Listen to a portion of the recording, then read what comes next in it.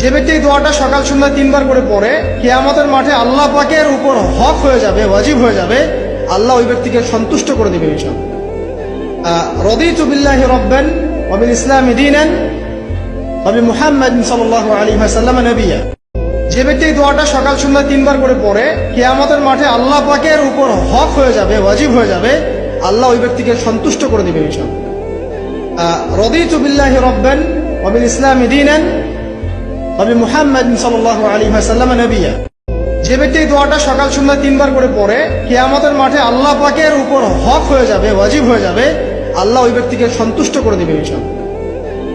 রাদিতু বিল্লাহি রাব্বান ওয়া বিল ইসলামি দীনান ওয়া বি মুহাম্মাদিন সাল্লাল্লাহু আলাইহি ওয়াসাল্লাম নবিয়্যা। যে ব্যক্তি এই দোয়াটা সকাল সন্ধ্যা 3 বার করে পড়ে, কিয়ামতের মাঠে আল্লাহ পাকের উপর হক হয়ে যাবে, ওয়াজিব হয়ে যাবে, আল্লাহ ওই ব্যক্তিকে সন্তুষ্ট করে দিবে ইনশাআল্লাহ।